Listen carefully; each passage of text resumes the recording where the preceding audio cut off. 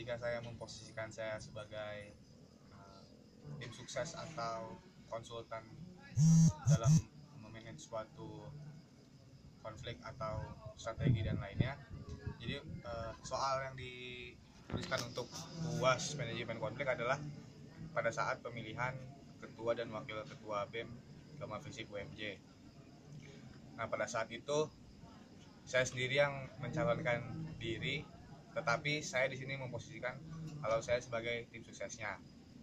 Yang pertama, kami sudah jauh-jauh hari mempersiapkan strategi dan sebagai macamnya untuk mempersiapkan dalam kontestasi pemilihan ketua BEM. Yang pertama itu sebagaimana kita tahu adalah administrasi itu kita lakukan persiapan 1 bulan sebelum adanya pemilihan. Tim saya misalnya sebagai ketua, saya menginstruksikan kelompok-kelompok saya atau tim-tim saya untuk segera mendistribusikan teman-teman untuk segera mengumpulkan KTM. Nah, yang paling pertama itu adalah kita sudah mempersiapkan ini selama jauh-jauh hari. Strategi langkah itu yang kita ambil. Jadi di mana para calon yang lain atau lawan yang lain belum mempersiapkan itu, kami sudah memanage ini 1 hingga 2 bulan sebelum adanya pemilihan. Dari KHS juga kami sudah persiapkan. Intinya yang pertama kami persiapkan adalah administrasi. Yang kedua adalah kami menghitung kekuatan. Menghitung kekuatan maksudnya adalah kita harus membaca situasi atau peta siapa yang akan menjadi lawan kita. Apakah dia menjadi suara mayoritas di FISIP ataukah kita menjadi suara minoritas di FISIP. Dan kebetulan kita tidak melihat itu. Kita tidak melihat apakah lawan kita adalah mayoritas yang didukung oleh FISIP ataukah minoritas, tetapi kita harus mempersiapkan mau lawan kita adalah lawan kuat atau lawan yang biasa-biasa saja, kita harus memiliki suara real dari angkatan 2011 sampai 2015. Itu kita memetakan, caranya adalah pada saat itu kita mengumpulkan semua database mahasiswa 1 bulan sebelum pemilihan. Itu kita sudah mapping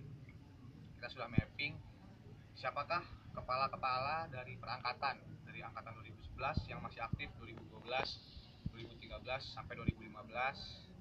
Itu langsung kita petakan, dan ini menjadi orang-orang yang nantinya akan kita mintai pertolongan atau kita mintai bantuan untuk mengakomodir atau memobilisasi teman-teman angkatannya untuk memilih kita. Itu yang kedua. Dan yang ketiga itu adalah kampanye sebelum dan sesudah. Maksud sebelum dan sesudah adalah, jadi itu juga sudah mempersiapkannya sangat jauh. 1 bulan itu kita sudah melempar isu atau propaganda kepada masyarakat FISIP dengan calon yang diusung. Kebetulan saya sendiri, kita membuat akun Instagram, pet, Twitter, dan media sosial lainnya. Langsung coba kita blow up ke teman-teman atau masyarakat di FISIP. Kita mau tahu tanggapannya seperti apa.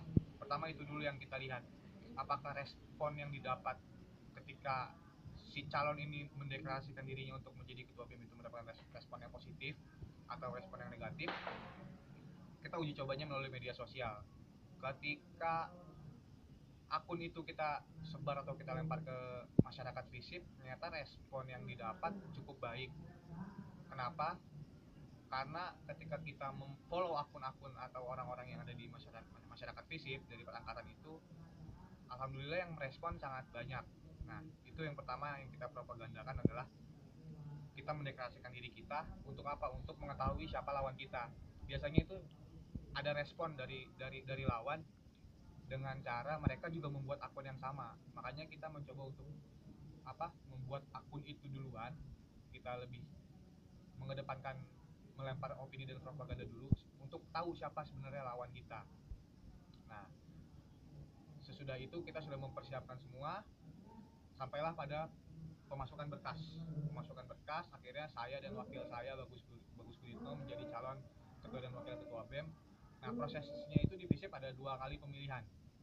Yang pertama itu adalah pemilihan di kelas karyawan, yang kedua pemilihan di kelas reguler. Nah, strategi yang kita gunakan untuk memenangkan suara di kelas karyawan adalah lagi-lagi kita menggunakan database mahasiswa dari angkatan, dari jurusan juga, tapi kita tekankan lebih kepada jurusan, justru bukan jurusan ilmu politik yang menjadi penekanannya, tapi mahasiswa yang menjadi mayoritas di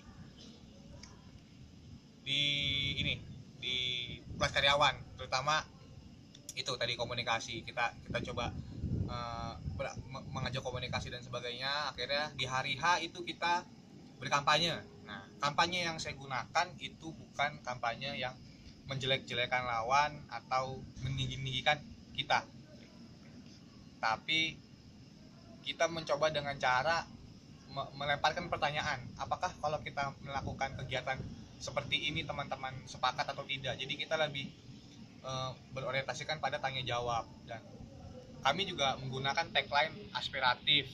Jadi tagline kami itu aspiratif, rasional, bersinergi.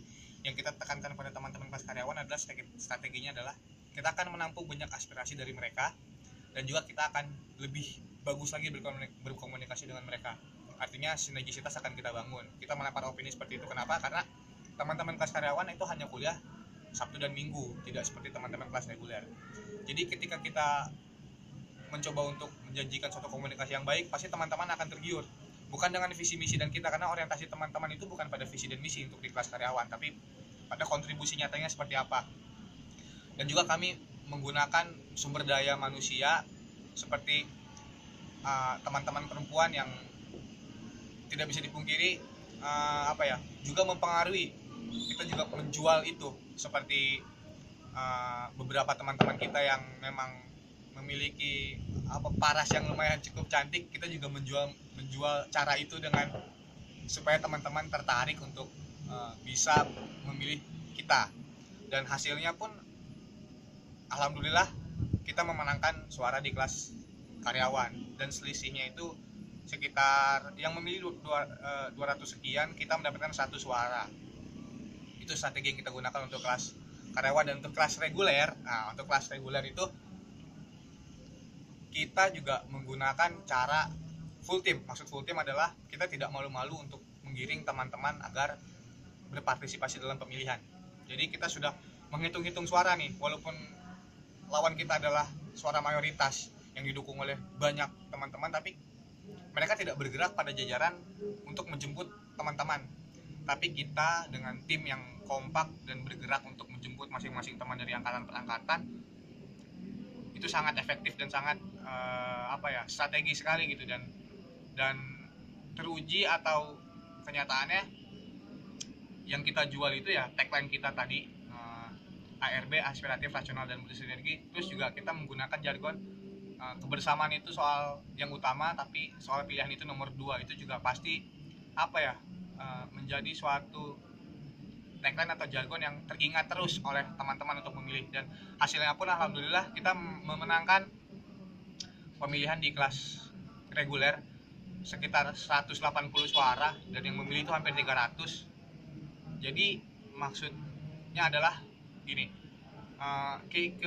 kekuatan kita sudah menghitung kekuatan kita dari jauh-jauh sebelum adanya kontestasi pemilihan ini, bahwa siapapun lawan yang akan kita temukan nantinya, kalau kita bermain pada pola, kekuatan dan strategi yang sudah dipersiapkan secara matang dan berjalan sebagaimana mestinya, itu mau dilakukan tahun ini, tahun depan, sampai tahun-tahun berikutnya dengan cara yang sama, dan total itu akan terulang kembali, akan bisa kita lakukan untuk kedua kali, ketiga kali, dan keempat kalinya. Jadi itu bukan masalah keberuntungan, tapi masalah totalitas dalam menjalankan strategi dan tugas yang sudah diemban oleh tim-tim tersebut. Jadi mungkin itu saja yang dapat saya sampaikan. Kurang dan lebihnya mohon maaf. Assalamualaikum warahmatullahi wabarakatuh.